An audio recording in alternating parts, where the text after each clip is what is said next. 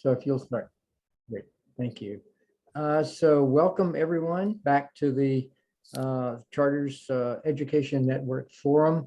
We've been kind of on a break for several months for various and sundry reasons, but it's nice to be gathering back again for what I think is going to be an exciting journey for us over the next, I would say, 3 to 4 months, meeting first and third Thursdays from 0730 Pacific to 0900 Pacific time.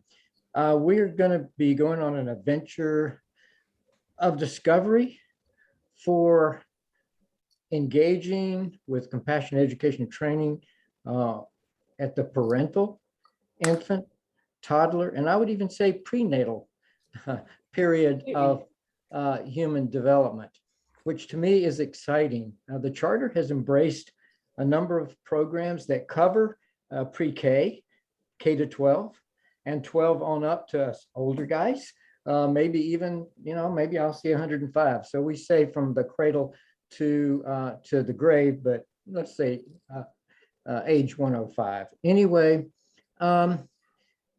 what we don't have though is an engagement at that level that I just mentioned. And so over the next 4 months or so, we're going to be doing a deep dive, a broad brush dive into this area.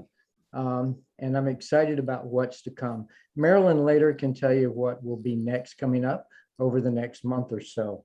But want to welcome Wendy Ellyat back to the forum. She spoke. Was trying to look back, Wendy, to see when it was that you had talked, but it's been a year ago about. And so we felt like it was time to bring Wendy back with her permission to update us on the fantastic work that she's been involved in for really the last 30 years.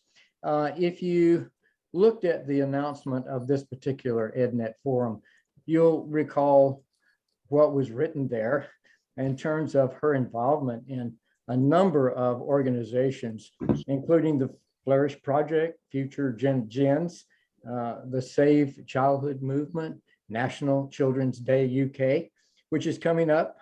And this year's theme is going to be Choose Kind, which Wendy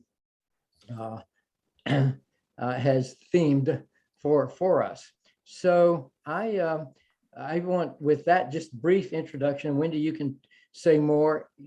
She's going to be presenting the vision that she has with all of the various organizations and that she's involved in. So we're just happy to have you, Wendy. But before I turn things over to you, traditionally, we always have 3 minutes of grounding. And so I would just invite each of you to, you may want to turn your video off. You may want to mute yourself. And what I'd like you to do, invite you to do is simply close your eyes. Take a relaxed and upright position, perhaps with your feet on the floor in front of you. And simply take in several deep breaths. We're all busy, and that busyness can sometimes lead to a lot of angst and anxiety. You may be involved. We're all pretty anxious about the Ukrainian situation, and I think we need to take a pause. So I invite you to just take a couple of slow, deep breaths. Feeling the cool air, slightly cool air as it enters your nostrils and goes into your lungs. And as you breathe out, a slightly warm sensation at the nostril level. And as you breathe in, simply think about the life that breath is giving you. Think about the universal spirit that surrounds us all, encourages us, guides us, directs us in the work that we do for compassion. And so for the next couple of minutes, let's just simply be silent, and focus on our breath.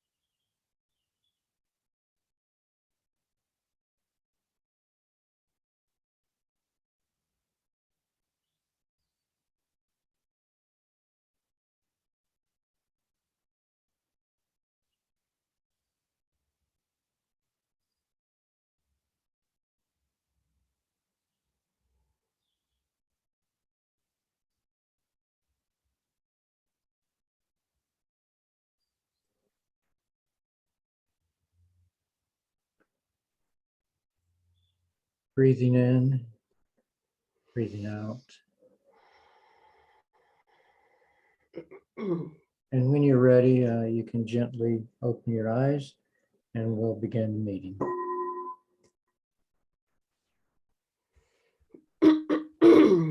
Wendy, I'm going to turn it over to you. There are some new folks on board. Welcome, welcome.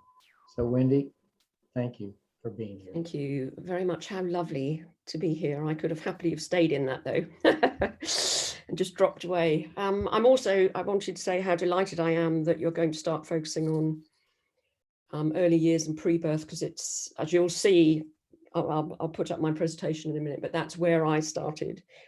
And I'm also working with a PhD student. Her work is about cultivation of compassion in early childhood settings. So I'll talk to you about that at some point. But yes, let me share my screen. Right, can everyone see that? Let's make sure it works. And lovely to be in this group. I mean, it's always, I say, this has been good for me because I rarely stop and reflect back on my work and kind of where it's come from, and the things are moving so fast. So to actually look at it from standing above and looking down has actually been very useful to me to put it in perspective. So I love this quote, and the human flourishing quote from Francis Sue, that human flourishing refers to a wholeness of being and doing, of realizing one's potential in helping others to do the same, of acting with honor and treating others with dignity, of living with integrity. So my work is really about flourishing rather than well-being. So I'm extremely interested in the conditions for flourishing of self, others, and the planet. But I wanted to look at, and I sat down and thought about this. So this is my own path. This is where I started. And the first thing to say is I did not remotely expect to be doing what I'm doing now 30 years ago. That wasn't on my life plan. I was very happy working as a management consultant, never intended to stop, had my own successful business at the time. And then I had my daughter in 1988. Now, I then took 2 years off. I was intending to go back, but I read one book. Literally, I sat up 2 o'clock in the morning, I read one book by Maria Montessori, and it was as though a torch was shining on it. And I distinctly remember thinking, why has no one ever talked to me about children like this? This is extraordinary. I need to find out more. And I then decided to do a course simply to be a good mother and then go back to my previous career. But because I did a course, I had to do 200 hours teaching practice, because I had to go into a classroom with extraordinary 2 to 5 year olds. It was before the English school starting age dropped even further. That was it. I, as Montessori did, I became convinced that there was something extraordinary and divine in human nature, and we were compromising it. So we were interfering with human flourishing. That's really what I started to see. And then I wanted to understand more about it. So I went and did a master's degree in education. I then researched worldwide. I think I've missed it, but I set up my first website. I researched every non-traditional education system in the world. And I set up a website called f2b.com, which was the freedom to be myself, because I was increasingly concerned that because I was working in the UK, that UK parents weren't seeing the opportunity, that the other ways of working that were available elsewhere in the world. So I became a writer and consultant in holistic and integral education for about 10 years. And that's really what I was focused on, and quite happily hidden away writing. And I really thought that would be it. But as you'll see, over the years, I started to feel that I had to be more active, because I was writing about all these things. I was connecting to lots of interesting people, but I wasn't seeing any real change happening in the world. So in 2012, my first real move, 2008, I was involved in the first national campaign in the UK, which was challenging something called the foundation stage, which we have, which was starting to push down the larger schooling system onto younger children. So I got involved in that. And then increasingly, my work became raising awareness about the rights and well-being of young children and their parents, and then actually increasingly saying, well, how do I actually make change in the world? So National Children's Day UK was my first attempt to really look for a national, it's now established as a national platform, but it was to try and raise awareness to the public and schools about all the interesting things that were going on. And I went on to found the Flourish Project, which is my big project at the moment, and then to be involved in a number of other things. So this was my external work in the world that, as I say, 30 years ago, this was not in my plan, but absolutely it's where I'm meant to be. And absolutely my previous strategic skills, I couldn't have done it without them. So I thought I was leaving one career behind, but actually it was fundamental to what I'm doing now. But also fundamental to what I'm doing now is my inner side. So I'm very interested in talking about the importance of the inner and the outer. So my own work in the world has been fundamentally informed by and grounded by the inner work that I've always committed to. So as I was meditating when it was definitely not cool to be a meditator, but I've right throughout my life over the last 30 years, I've kind of found, or teachers have found me, and I've found practices that enable me to drop away from the busyness of the mind into a much deeper heart center. And that's been fundamental to my process. And I also think it's something we need to talk much more about, this balance of the inner and outer. So the reason why I was, this book by Montessori got me was because she was saying things that were really extraordinary. You can see these quotes on love. Not only was she talking about love, she was nominated 3 times for the Nobel Peace Prize, which people don't realize. And she was fundamentally talking about sustainability. I mean, her work now is coming into its fore in terms of what she was saying. So that quote, establishing lasting peace is the work of education. All politics can do is to keep us out of war. Within the child lies the fate of the future. I absolutely agree with that. And this is why I've written a paper on Montessori ecology and the pedagogy of love that I can share with you afterwards, but I was very interested in this. I was also very interested in relationship.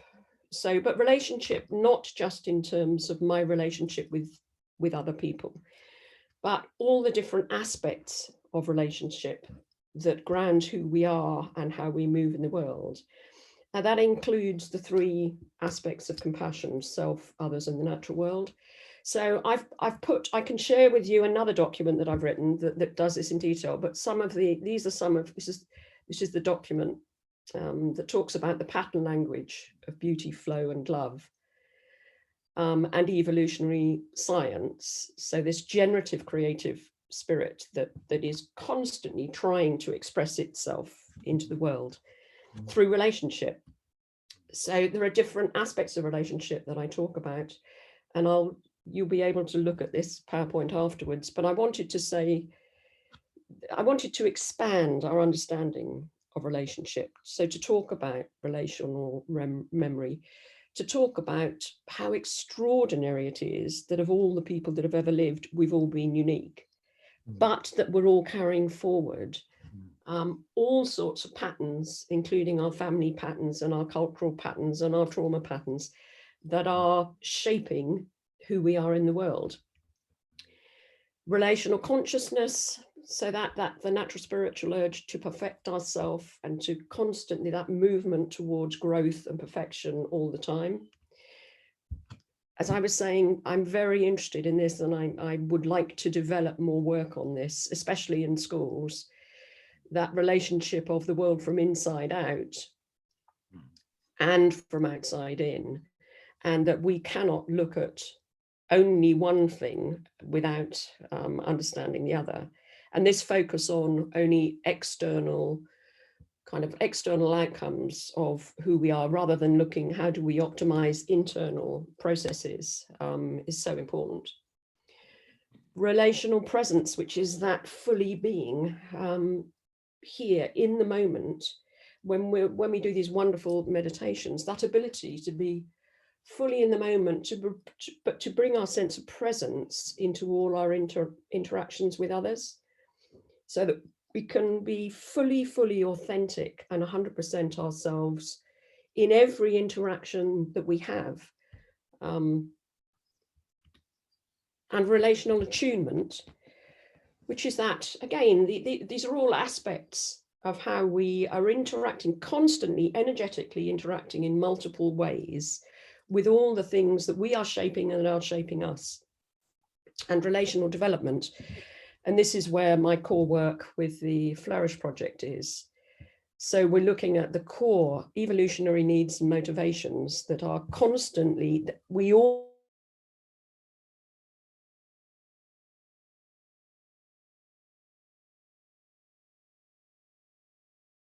our previous, how evolution has shaped us and our experiences in the world. These will all look different in terms of our values and our worldviews.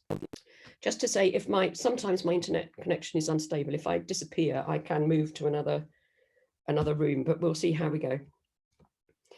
And relational responsibility, and that's so massive at the moment, that this responsibility to say that all of us have responsibility in our everyday mundane actions to be mindful of to what degree that is either enhancing or diminishing the health and well-being and the flourishing of the world as a whole.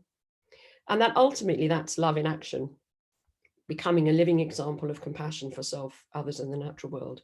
As I say, I will share with you the document that has all of this in it. So these are the core things that I'm working on at the moment. So the Flourish Project I've been working on for 3 years. This is my main project at the moment. And it's just moving out of concept development into the first tentative pilots. I say tentative, but some of it's getting quite exciting already. That includes a digital wellbeing platform for schools that's under beta development at the moment, a family patterns project, and a love, like, and legacy project, which is for care homes, because my own work also goes from pre-birth to end of life. So one project that we'll be developing throughout 2022 is the Love, Life and Legacy project, which interestingly, we're now going to be partnering with the Montessori dementia approach. So here we go, Montessori again, the beginning of life and end of life. Right, for me, that's a rather beautiful thing. It's like honoring that where this came from.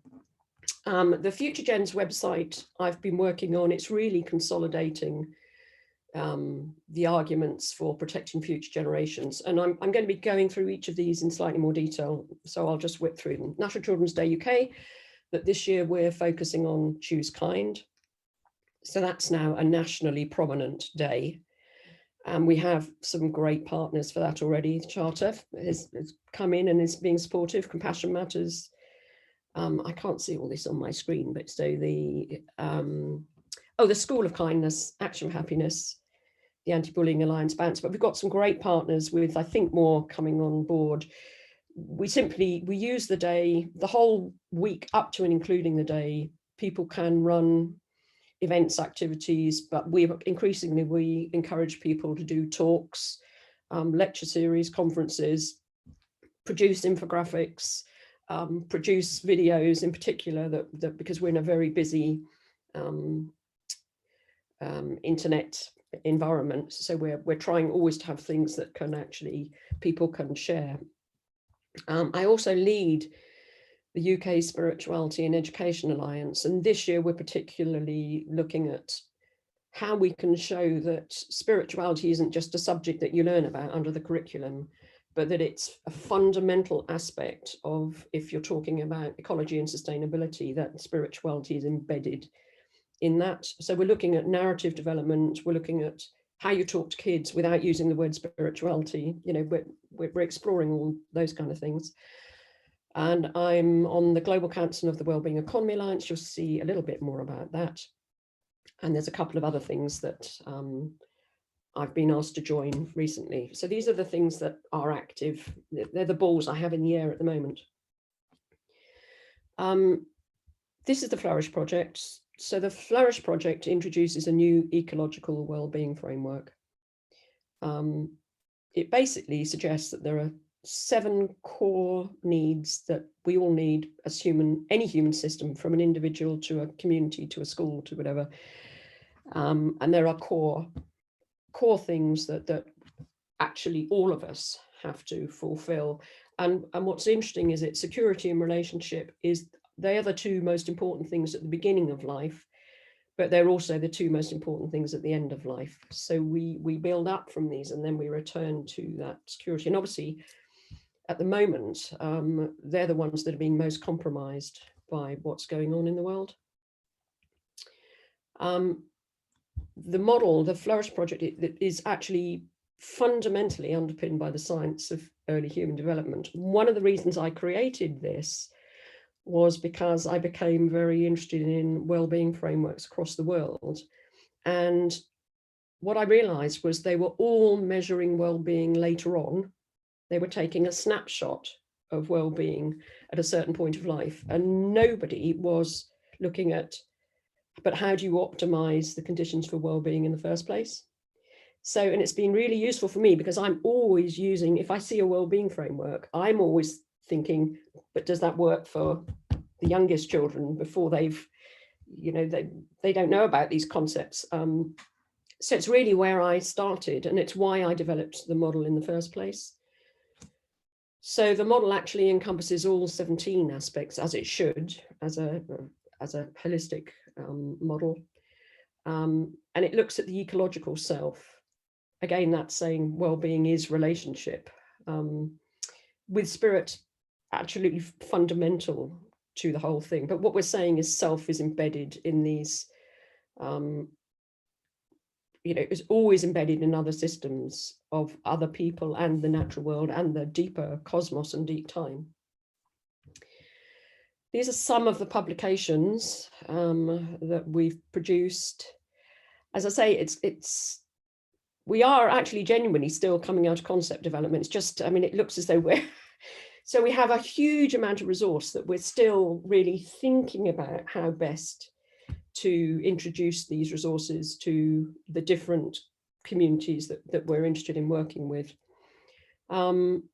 I did this year or last year work with Montessori Europe, and we produced the lovely SDGs for the early years, which we are gifting worldwide. So we basically, anyone can go to our website, pick it up and use it. So we have people using it from literally Australia, Africa, India, New Zealand, everywhere, but we just basically gift it.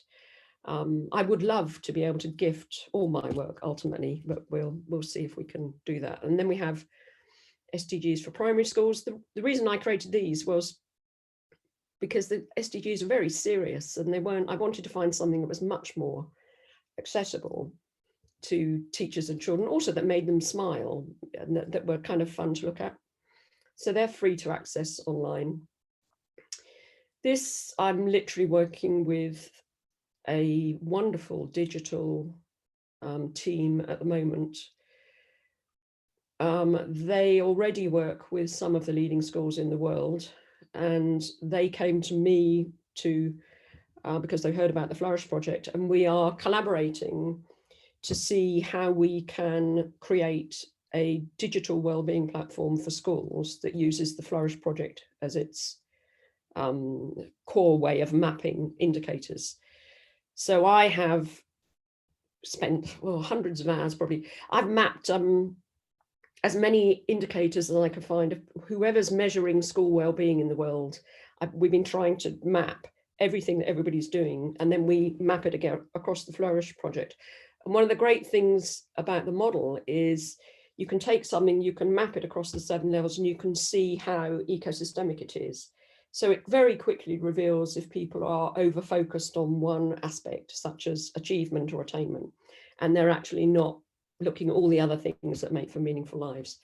So that's actively under development at the moment. And you can see we're trying to get a very user-friendly, streamlined way that we can measure the health and well-being of everyone in the system, not just the kids, the leadership team, the staff, the parents, and we're actually involving the schools in the conversation. So we are about to go back to them to say, these are the wellbeing indicators that we think are the best ones, but what do you think? What would you measure? What are you already measuring?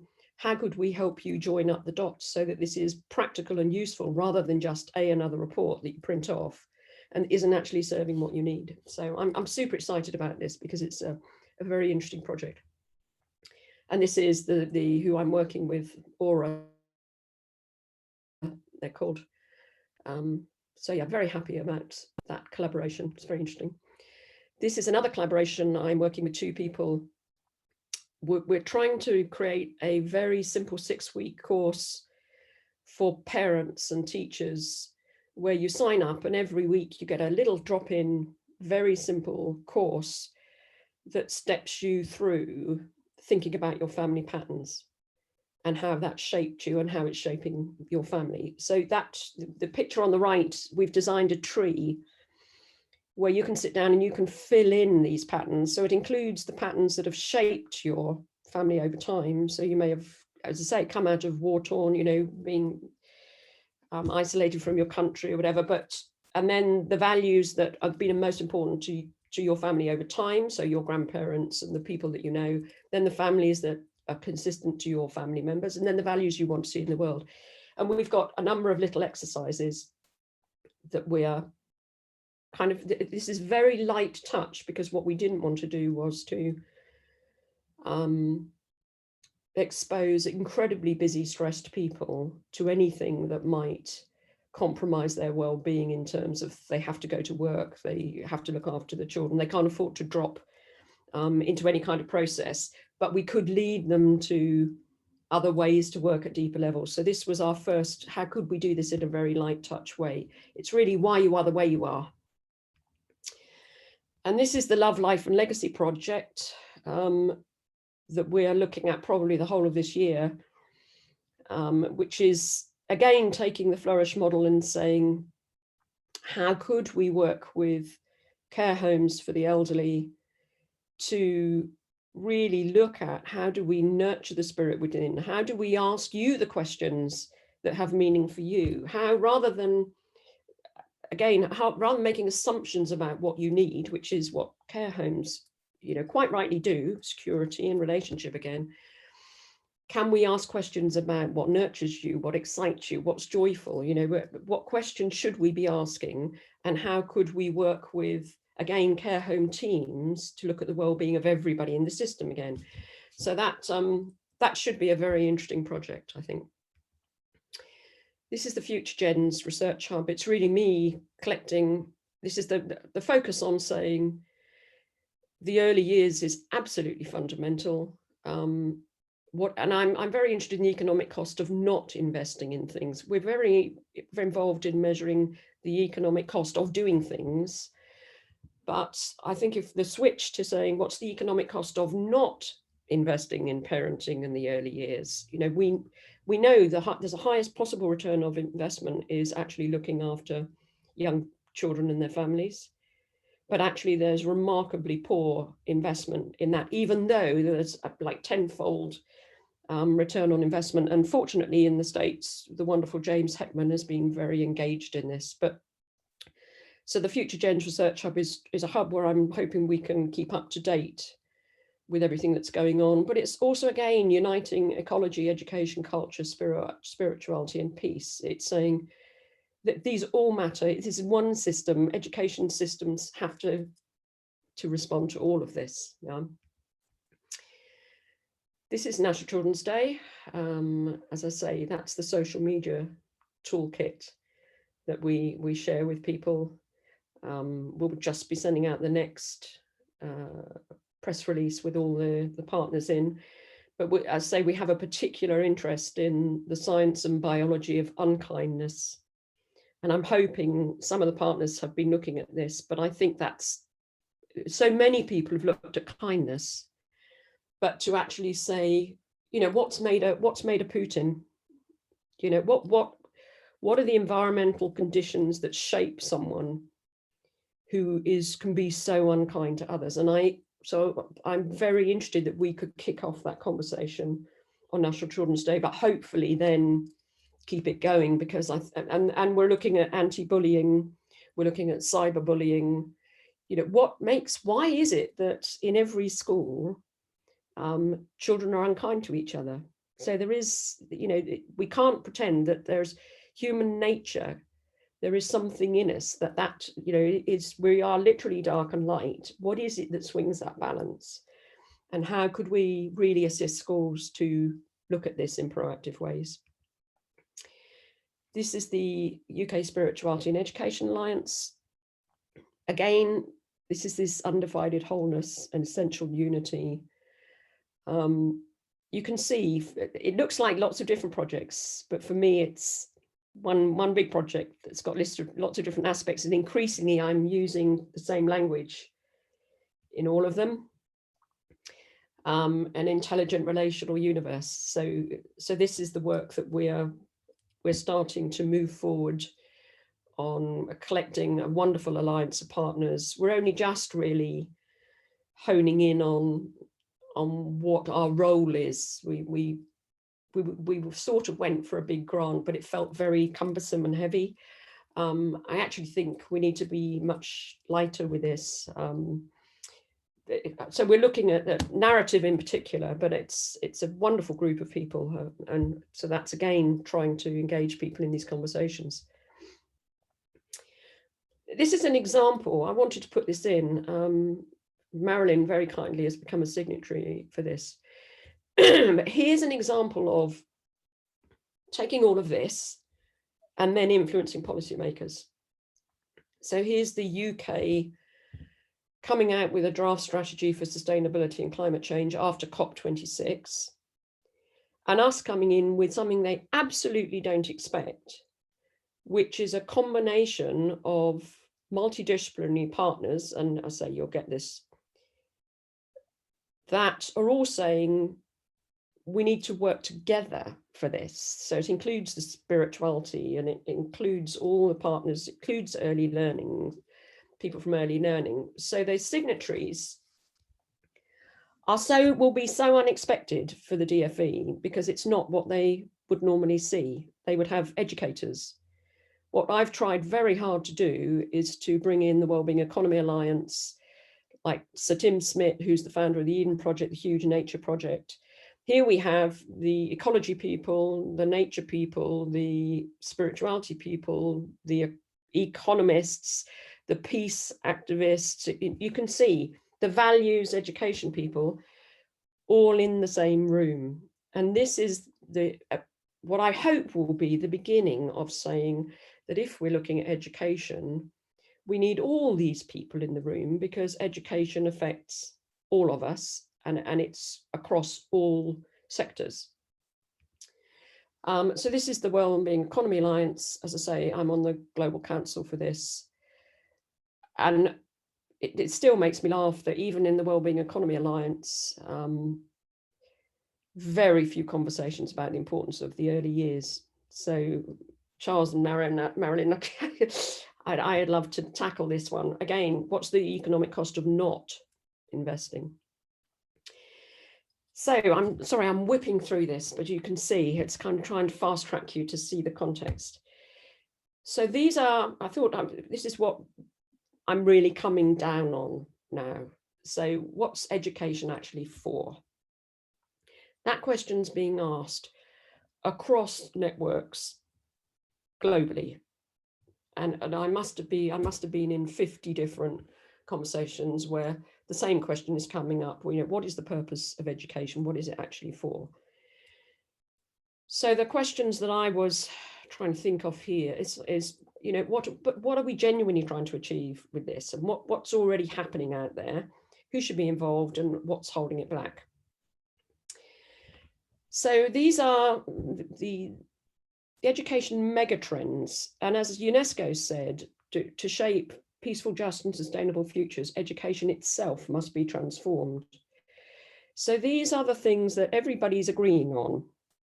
If you look at the reports and you take out the core things that are happening worldwide, the urgent need for change, even more so now, the need for ecological thinking, learning as a generative life process that starts at the beginning of life and carries on until you die, that life cycle process, not just something that happens when you go to school. I remember the early years minister in the UK, when I was involved in campaigning, I remember her saying something about, well, the real learning really starts when they come to school. And I was thinking, how could you possibly say that? The most dynamic period of human learning is in those first 1,001 days, not when you go to school. In fact, if anything, when you hit school is when you start to diminish.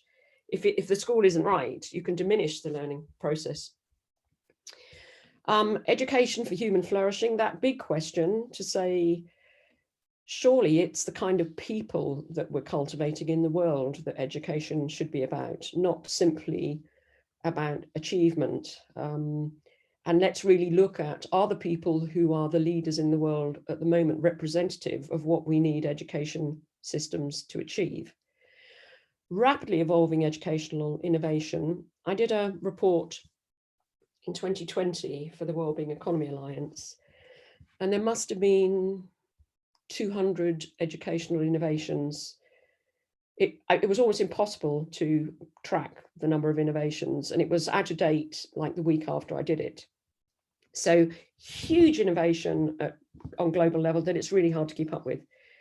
That need global citizen and stewardship, we know, climate change and sustainability, and this idea of a new social contract, which is also UNESCO, that this is, education should be about a participative process between all the people who are involved, not something that you just kind of impose. This should be a participative process. And as UNESCO said, it's essential that everyone be able to participate. So the challenge is, how do we kind of go about this? These are all some wonderful reports, but as I say, it's actually hard to keep up with everything.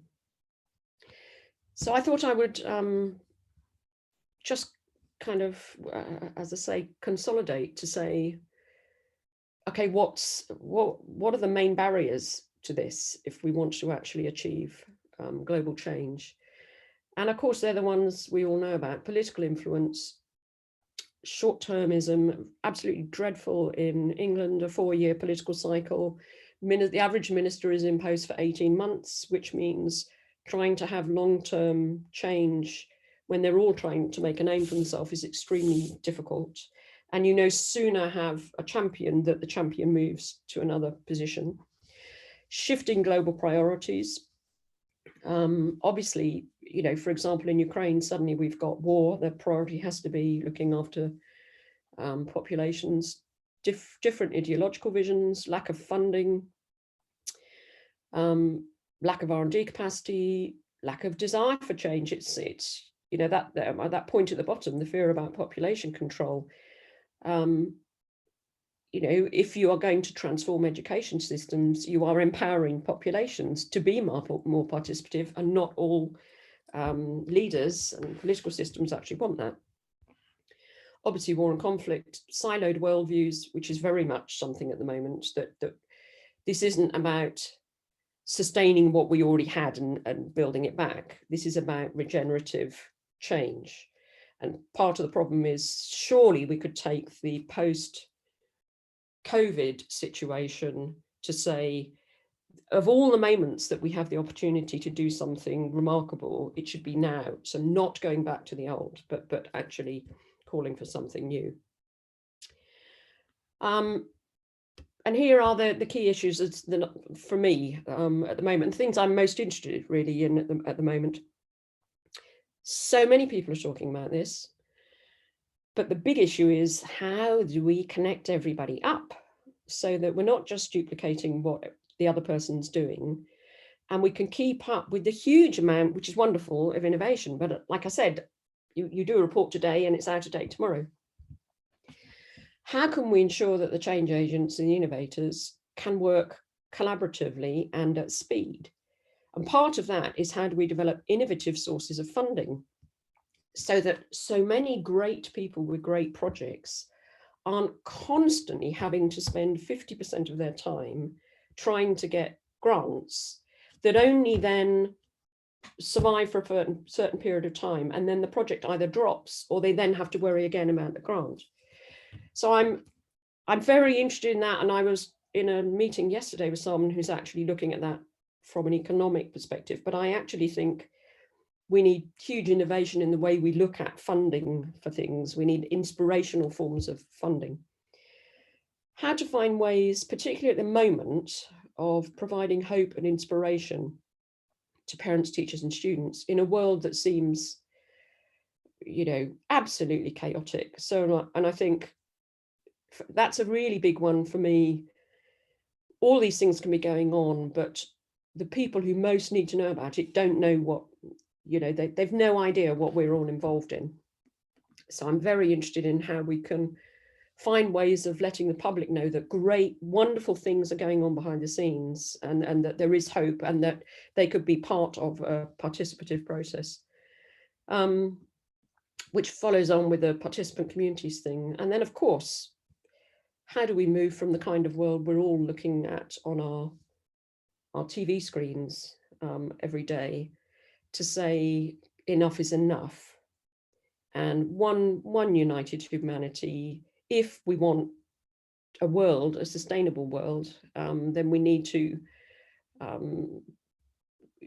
jointly, billions of us need to say, this is, we need to move to something different, and how to protect future generations, so that there is a, you know, something wonderful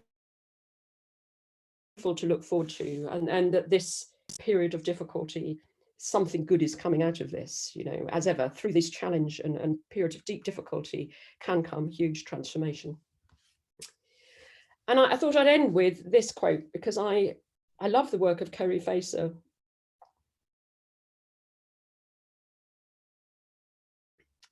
I personally think this emergent power of the present and the future, this goes back to, this isn't about just going back to all these systems that we've grown up with and the way we've done things before. This is saying things are moving so fast, we've no idea what the future's going to look like.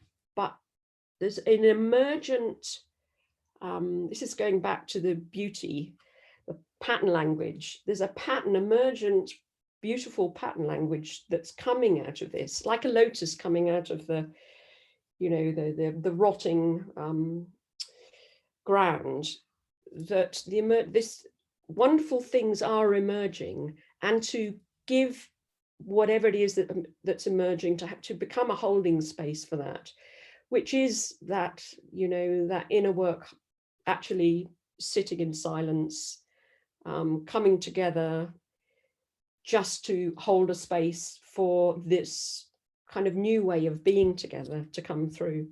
So I thought I would end on that one, but particularly on this one, because I just love this. So I thought I would end on that as a wonderful example, because it says it all, really. Thank you all. That's I've no idea how much time I took. You're just right on target, and plenty of time for us before the top of the hour for questions and discussion. So rich, Wendy, and thank you. Before, please, if you have a question, you can raise your hand, or you can put it in chat. I'll be monitoring, Marilyn will be monitoring the chat area. But I would say up front, Wendy, that some say that we have entered a holy decade. And I think that may be true. And I think the things that you talk about give us hope that truly the spirit, love, compassion will be the centerpiece. And I would just say that there was a book written, and I think we've had him, Dr. Steve Trzeciak, on our global read called Compassionomics. And he comes to 3 conclusions in looking at the healthcare arena. Number 1, compassion matters, which is one of the things that you say. Number 2 is that it can be learned, that you can learn this with neurogenesis and neuroplasticity. It can be learned at any age, not just the newborn, the toddler, but you have to want it. And one of the barriers that you've cited is this barrier of desire, of wanting to have a life. And so the other thing that really struck my mind, and that is, what is it? What is it in the early years that lead to a personality like Hitler's, like Putin's, and like other autocratic type of individuals? What is that, and how can we intervene in the early years to be able to mold things in a different way so that there is well-being, flourishing, and goodness in the world? So just with those few thoughts, I'll just open it up for questions. We do have some good time to be able to do this, and I think Wendy's given us a lot of information to think about. Very provoking, thought-provoking. Cece, do you have your? No, I don't see your hand up. I'm sorry. Any questions? I've stunned everybody. Aveen. Hello. Wendy, you mentioned at the beginning about your own journey about mindfulness and so on, and just looking and listening to what's been going on in your life. How do you manage to find time to ensure that you continue to flourish within all of this matter that you're dealing with? My process, what I find now, which is difficult to explain to people, increasingly I find I'm actually working in a meditative process. So externally, it looks as though I'm doing a huge amount of work and can do crazy amounts in the periods of time. But my inner experience is, it's a bit like dervish whirling. I am, if I'm in the zone of it, I'm incredibly peaceful. So I simply don't really try. It's the space I inhabit. But the natural world, being surrounded, I have an office in the garden. I literally am surrounded by plants and trees. The nurturing of the quiet space of the natural world is fundamental to me. And I think because I've just honed how I walk the world. So I live quite simply and quietly, and I'm pretty much a recluse. So yeah, I'm just very in touch with my own kind of needs. It's not to say that I don't fall apart and have, and imposter syndrome, you know, I still can't quite understand why I'm doing the things I'm doing. But I think my years of meditation practice, and also those going away 2 or 3 times a year for a couple of weeks retreat, has honed the ability to hold the space. Does that make sense, Ivan? Yes, it does. You're overwhelmingly inspiring, I have to say. I haven't come across you before today, and I was very intrigued about flourishing. Many years ago, I headed up a social enterprise working with a very deprived community in the Highlands in Scotland, and basically set up a kind of forum of all of the local agencies and educators and anyone that was involved in the community, including members of the community. And one of the things that we came to the conclusion about was that early years was where all the investment needed to go. That is a generational thing, and in terms of people's expectations and so on. And so I'm just really inspired by what I've heard today and by the work that you're doing. So thank you. Thank you. And just to say to Charles, what we know is that in answer to the Hitler and Putin question, we are carrying forward the patterns of the past. We're literally walking our ancestors. But what we now know, because we've got the science starting to kick in, we now know that the epigenetic, genetic triggers for the things that we are carrying forward are very often only triggered if you have poor environmental conditions in the early years. So in other words, the single most important and perhaps the only time that you can counter what you are walking forward with, even before you were born, let alone what happens to you, you know, in the environment then, is the first kind of 2 or 3 years of life. Nurture is everything. That's what if we look at prison populations and you look at the percentage of prisoners who had difficult and deprived lives, and that's with their early years. We need to go back further, which is why I'm so interested in family patterns, to say we need to look at the patterns. The more we've had dislocation in family patterns and carrying forward of cultural wounds, the more we need to invest in the early years of those cultures, because they're the ones that are carrying forward the pain and the trauma of the past that will get triggered unless we nurture them again. So I think, fortunately, there's increasing interest. I'm very interested in the Pocket Project and Thomas Herbal's work on this. But I think this is a field, and perhaps, you know, the Charter could start to get involved in this, because I think we now have the science that proves that that's the case. That whole thing of why we are the way we are has been focused on adverse childhood experiences. But I actually think it's much more complex than that. And it's almost an over-focus on adverse childhood experiences. And we actually need to say there's more to why we are the way we are. Absolutely. Thank you. There is, yes, Marilyn and Marita. So Marilyn had hers up first, and then Marita. Marilyn.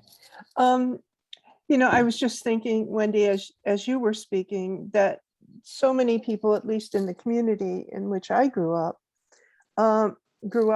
primarily at the hands of grandparents, even though our parents were present. And the whole notion of an extended family and the kind of warmth and embrace that brings to young people. I remember saying, parents don't have enough experience to raise kids. It's the grandparents who've gone through it and can really be helpful in that early journey. So that was one thing. I just wanted to kind of underscore, I think, what you were kind of referring to, that we are so disassociated today in today's world. There's so much mobility, and families are scattered everywhere, and people, I think, in many cases create their external family. It's not a blood family. And so it's another area of thinking about. But I wanted to just alert people to the fact that starting at the end of April, we will be offering the Charter, a joint course with Thomas Hubble. It's a long journey. It'll be from April until mid-September. Lots of content, lots of opportunity for being a part of co-creation circles, and also to participate in opportunities for learning circles as well. So we already have it on the website. It's a little hidden, but it'll be in full view and announcement mid-March. So I think you're right on about the whole thing of collective trauma, which obviously we're all grappling with right now. Thanks, Marilyn. Marita, you had a question or a comment? Yeah, but I've been fascinated with your project since I saw you last year here. I've been trying to follow and understand how it works, but I think what I can't visualize is, how does this take place? How does Flourish take place in schools or in a classroom? Do you train people? Do you intervene? How do we go about that? Well, the honest truth is that's what we're looking at, because my ideas about that, of the train the trainer, that we'll get lots of people, they can train up as trainers, and they can, increasingly, I want to strip things back to being incredibly simple and accessible. So, and also because the digital platform has now been prioritized because someone's off, they will want to work with me. So the answer is that will now become kind of the main project, because it fast tracks. That will then go in as the core way that schools can look at the well-being of their populations and understand them and initiate conversations. I'm still thinking about how best we move into schools at scale. We've got a couple of primary schools that they've got very excited about it, and the governors are all very excited, and they've got all the resources. I'm trying to, as I say, step back a bit from the idea of having a complicated training organization to say, could I take this back to something that's really, really simple? You adopt the model, you sign up to the Children's Charter of Rights, and we will support you. But what I am looking at is funding models. What I would most like to happen is I think the Love, Life and Legacy project could be the commercial project, because there's such a need for that globally. And I thought there was something rather beautiful if we could make that commercial project the one that then enables us to gift everything else. So there's something beautiful about that end of life give back. So what does it look like in the classroom? Is it we're just out there now.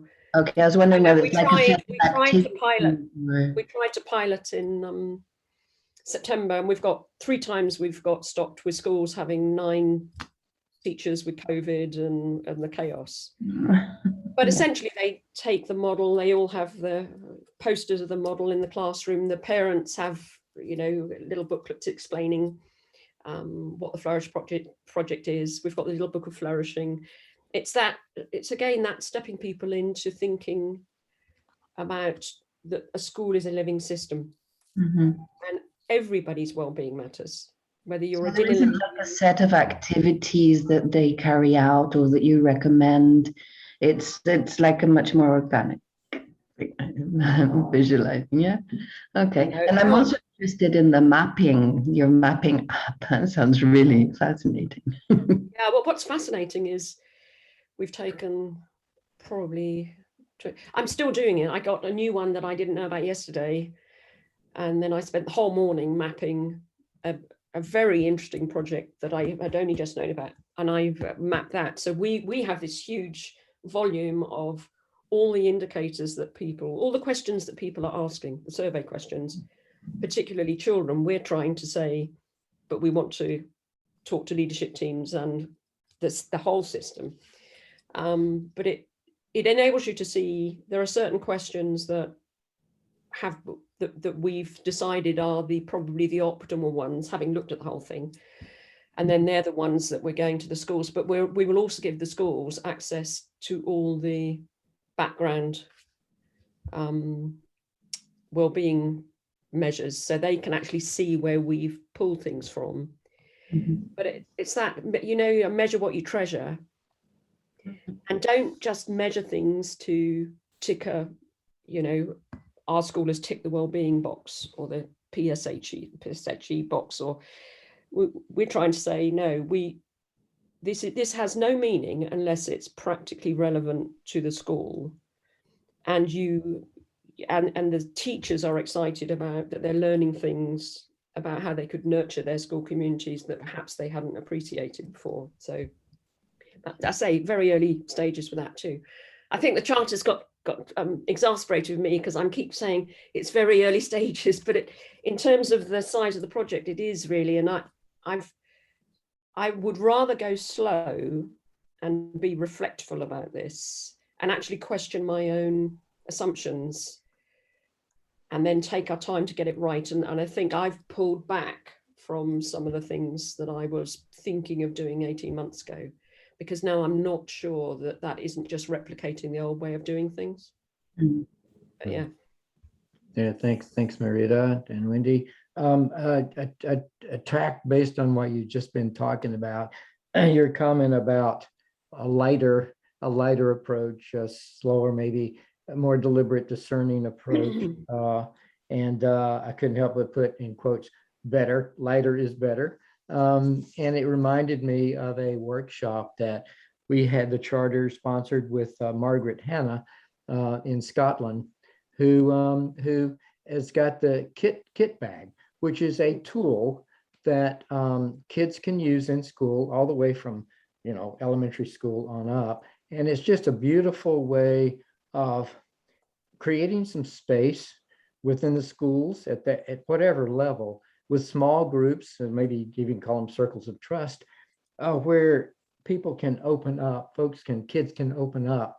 It's like, I don't know, the concept of a third thing, putting the third thing on the table that takes the self-consciousness away from the kids, so they can express about, well, I chose a butterfly. Well, how does that make you feel that you chose a butterfly?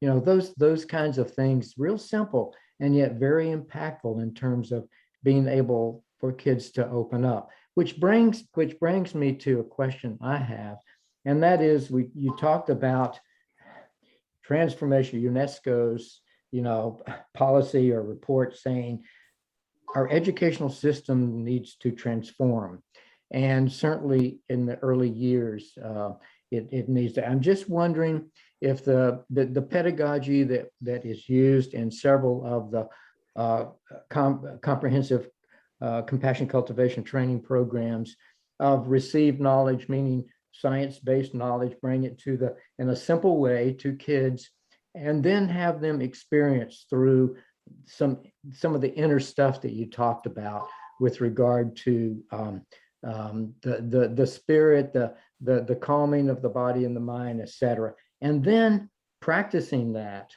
within the school setting on a daily basis so that the kids begin to embody it. So I'm thinking if we really need to be really laser focusing on this transforming the current competition, achievement oriented type of school education to one of this personal development and flourishing that you're talking about in so many different ways. So just, I know it's a lot, but and coming thoughts? back on it, Yeah. Charles, I think you'd be very interested. I definitely will introduce you this PhD student who's working with me on another project. But the cultivation of compassionate environments, so that the focus is on the adults that the young children are with, how we cultivate compassion in them. So I'd be really interested. I just haven't had time to do it, but I think that could be a really active research project, maybe with the Pocket Project and the Charter because I think it would be a very interesting thing. But I also want to come back to Marita to say, one of the things that we are doing, we have a couple of very, very wonderful partner implementers lined up. So although we're not doing lesson plans and things like that, we have a couple of partners who we think are world-class, that the idea is when we go in with the Flourish framework, they come in with the lesson plans. Because one of the things 18 months ago I realized was, what's the point of me doing lesson plans when these people are doing it so brilliantly? So I actually have one partner in particular called Thoughtbox Education that is just so aligned with what we're doing that we would, we're hoping to take them along with us. Yeah, I sometimes lose my faith in humanity. If you just leave them to their own devices, they kind of need guidance. I think still, unfortunately. And I know here with my experience in schools, people get very lost if you just treat people with love and care. That's kind of what we're looking for, compassion. And they would like, but how do I do that? Now tell me how, give me guidance, tell me. So I think it is important. I think it's very interesting that you're actually integrating and incorporating other projects to get this. Yes, and I think we get all the adults to look at the fact those 7 core aspects are that we get them to think about what that looks like in their own lives. So we have sets of questions survey questions that we would ask everyone in the system, just so that they actually, and they're like the family values exercise, that you all go away and do that. You're starting to think about what's made you like this, and also is this one the one you really want to take forward, or I'd are really like to follow up on that. Rolling forward that you would quite like to. I'd really like to have more information about that. If I can contact you on email, I suppose. Yeah, but it's under I'm working on it at the moment, so I think I will try and ensure that the Charter knows about things as soon as we've got them hot off the press. I'll make sure it's shared. Thank you, Wendy. Yeah. One last area I would love your comments on, and that is with regard to, let's face it, you're talking to the choir right now. We're on board, we're motivated, but this question, this huge barrier of how do we get people, teachers, systems to really want this? How do we make that inroad to where they are inspired, or they're touched in such a way that they really want to change first, but truly become transformed? Your thoughts about that? Oh, and then Claire's got a question. We're waiting for a question. I'm sorry. Are we waiting for a question? Is that... I wanted your comments on how do we motivate people to really want. I think people are desperate for solutions that have meaning for them. So And I mean, my own work is really helping. People tend to go, well, I say we're just going out, but everybody gets that things need changing. And they also, everybody is concerned about their own well-being and the well-being of their family, and particularly the well-being of their children. Mm-hmm. So to engage them in conversations about flourishing with all aspects, though, you know, I don't think we're going to have problems having. I know in the primary schools where they've gone to the governors and the parents, everybody's got terribly excited about the idea that they could bring it into the school to show that everybody in the system is concerned about the system flourishing, you know, the well-being of the whole thing, because no one's really asked them to look at that before. They've come in and wanted to look at the well-being of the children, or, you know, very precise markets. Well, it's an entirely different thing to say, you know, we really care about you as parents. You know, your well-being matters. Here's a few things that you can help you to think about it. And here's some resources, and hope we'll build up partners. For example, we could have situation. What I would most like to work to is on each of the levels, we could introduce the model, but we would have partners that had particular skills that could lead parents to mindfulness or whatever resources were available. So we could build in things that could support people's ongoing well-being in the long term. I think that's probably what we'll do. We won't do it. We'll partner with great people who, like, you know, Headspace are in the meditation space. It'll be the people who have already got the tools, ideally as freely as we can, so that we can support in a really active way the people that most need it. Thank you. Claire, I think you have a question, and then we probably will wrap things up after that, unless there's more burning questions. Claire? Yeah, and it wasn't so much a question really, just a few little observations. I mean, there's so much I could say, and, you know, obviously I love everything you do. We knew when we first connected there was a lot of synergy between the work, but in a different way, I guess, you know, the way that we present and do things. But I think what was coming to me is that, firstly, what you said about lesson plans for teachers, because obviously it's such a vast subject, you know, and it's got so many strands to it. And obviously what you've brought together as the Flourish model is just exceptional. It's just so beautiful. But we've found when we've gone into schools that we kind of leave teachers after we've done some of our youth voice in action, for example, giving children voices and being heard. And teachers don't always then know what to do, because there's so much that they could do with it. And so kind of giving them that guidance that then kind of keeps them going, because otherwise they become overwhelmed with it and don't do anything. And we need them to know that actually even just doing small steps, you know, in an environment where they're overwhelmed, they're busy, they've got, you know, so many different focuses of their attention, you know, so much to deal with. So I think that lesson plan is, you know, no matter how sort of straightforward, it is really key. And then something else that was I just thought I'd throw this out there, and it's probably something you've thought of anyway, I'm sure it is. But just something we were talking with children about the other day, and we had a teacher in the room with us. We'd started the first session of 4 sessions with our youth voice in action. And what we're very much is about the children speaking, and the teachers can't help themselves but try and influence what the children are going to come out with. And we have to say to the teachers, we just need you to step back with us and let's just listen, and then we can shape, and then we can talk around it and, you know, guide it in the way that matches what you want.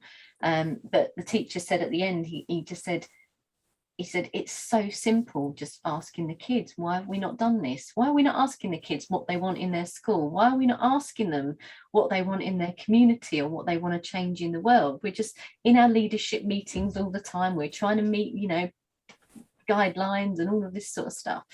And I just thought how beautiful to actually start what you're doing almost with the children. And we teach parents as well, but, you know, actually get the children to teach the parents this Flourish model. Just think that would have so much power. I absolutely agree. And that's one of the things that we're looking at, that whole participation, one living system, everybody's participating, Yeah. everybody has something to say, and whatever is kind of fundamental. And I know when we're looking at the digital wellbeing platform, we're going into schools in exactly that way, that there will be surveys, but the surveys will also ask the people, everyone who's involved, to feed back, like, what would you have asked, what would you have liked to have asked, but how would you shape this, what do you think isn't being measured? Yeah, so I think it's going to be very, very interesting, because the difference between imposing across all these systems, including care homes, imposing systems on people, which they'll do, and it'll have a certain degree of value, and actually saying to everybody in the system, but what is it you want to know? How can we help you? How could we shape this so that it is of the greatest benefit to you in the context that you're working? And that will be contextually different, because people have different issues. I think what we're hoping is that participative process will be a kind of a revelation. Obviously, it's going to throw up loads of challenges and issues, and that will be fascinating in itself, and it will enable us to challenge kind of the imposition of models because I look at so many of these. Lots of them they ask very predictable questions. I can see what the answers will be when they run it, and that will tick a box, and I really genuinely don't want my work. I want it to be, if you like, a living work, and emergent, and we'll learn from our mistakes, and we'll no doubt get some things right and some things wrong, and that's fine. So yeah, I absolutely agree, Claire, that's fundamental, but it's a big, huge learning process ahead. Beautiful, thank you. Thank you, Claire, for your comments. I think Mary Catherine has a comment or question. I'll try to be short. First of all, I'm sorry I was late. I got the time wrong, so I apologize for coming in late. And as you already know, Wendy, I think your work is absolutely spot on and wonderful, and I can't support it enough. There you go. But what I'm aware of is, as I've been listening to not only to you, but to what others are saying too, and one thing is, and I think that could relate to the Thomas Hubble thing, but I'm not sure because I haven't been there. I suspect that one of the things, I know I've run into this, is the trauma people feel about being disappointed. Because the system, the times over and over that they've told, let's try this, let's do that. Oh, you can do it. We're empowering. And then the system clamps them down. And now it's like, am I ready to do this one more time? And be disappointed again. And I think that is something we find in trauma, where even the good things that come from compassion and kindness and whatever run into a barrier when somebody goes, whoa, I know that last time that happened, I don't trust that anymore. So I'm not saying don't do it. I'm just saying I think that's going to be, I think that runs into the thing about when you're overworked and you're asked for your opinion and blah, blah, blah. And it's like, is this going to make a difference? Yeah. So I think there's a real sense of that. And I guess the word paradigm just keeps coming up for me, because it's a whole paradigm of why you would or wouldn't invite children or anybody to have their own opinion in a container. So it's a paradigm that looks at that differently and doesn't see the same value.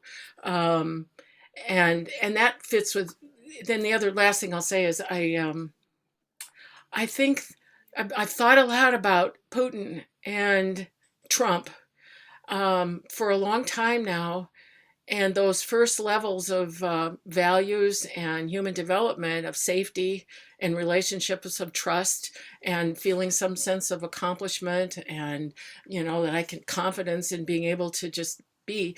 When those are trashed, when those are not there, partly because there's a paradigm that says that's not important. Money and power are important, and getting your own back are important. Anyway, I guess I just wanted to say that, because those are things that have popped up as I've listened to everything. And so it affirms what you're doing. And it also affirms a lot of other ways of saying, okay, yeah, when we go slowly and we need to look at things, those are some of the things that we run into. Okay, thanks. Yeah, thank you, Marika. I mean, I think that's the essence of compassion. We're really, really talking about compassion. Why they are the way they are. What has shaped people who have the ability to treat themselves, others, and the natural world in highly abusive ways, because these are not happy, integrated people. So the essence of compassion, and this is the divinity that hopefully we can all hold, is to understand that, it's like the small children too. It's the behavior you condemn utterly, but the divinity is still in the child, that you support. So that, and that's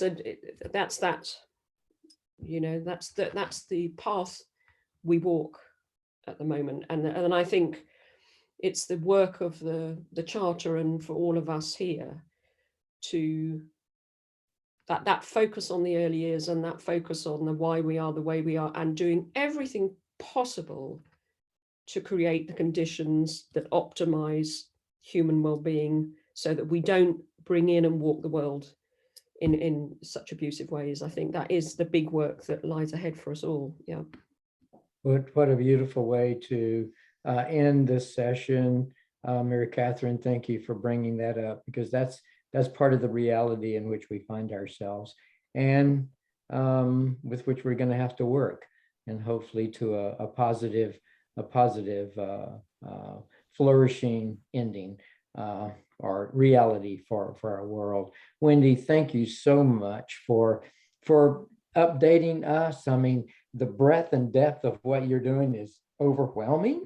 It can be like a fire hose, but it's beautiful and just gives lots of thought-provoking questions and comments and all of that. So I just, on behalf of everybody here, want to thank you. And I see there's a Michael Fung that's with us, and I know he's been really quiet, and I'm not going to put you on the spot other than welcome to the forum, and hope you'll join us in the future. So with that, Wendy, thanks again, and thank you all for being here. And Marilyn, did you have any final comments? I do. Thank you again, Wendy. I just want to alert people to the Ed Forum section in our education pages. And so that today we experienced working with Wendy. On March 17th, we'll have the Community of Mindful Parenting from University of Washington. And we had Jackie and Claire here today with Positively Empowered Kids. So they'll be with us on April 7th. On April 21st, we have Sue Cooper, who will be representing MOM, Moments of Mindfulness. And we are set up until June with other folks. They're not up here yet, but they will be in the real close future. In May, we have Leonora Steptich, who is the CEO of Montessori Europe. And we have the Respect Project I think it's going to be June 1st.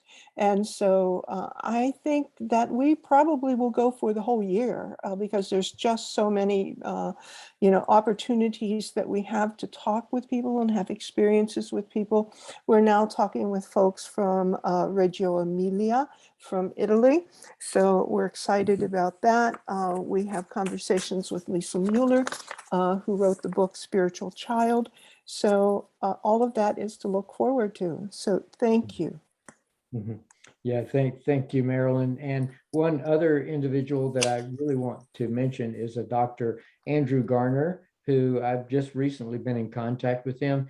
He is past president of the American Academy of Pediatrics, and has put together a framework, has a book called Thinking Developmentally, and hope to have him in the EdNet forum in the not too distant future, because he presents a framework that's really fantastic with regard to early development, birth and early development, and what's so critical, and offers some scientific evidence with regard to ACEs and what can actually override those, despite the fact that there may be many of them in a young child's life. So anyway, a lot ahead. And Wendy, do you have something else to say before we? I was just going to say, I'm sure there's a number of people that I could offer forward, but Suzanne Zedek's work on Connected Baby, I think, would be very helpful. Great. She's very good speaker. But there's, I'm sure if you run out of speakers, let me know. No problem. And we really want to do this deep, long dive into this area of our human development and come out with something, hopefully, that we can embrace, that is light and yet impactful to our kids. But maybe a toolbox of various things that, depending on your location situation, you can pick and choose according to that with the same, hopeful same result. So again, a lot. Thank you very much, folks, for being here. And Wendy, again, and you all take care until we meet again in a couple of weeks. Bye-bye.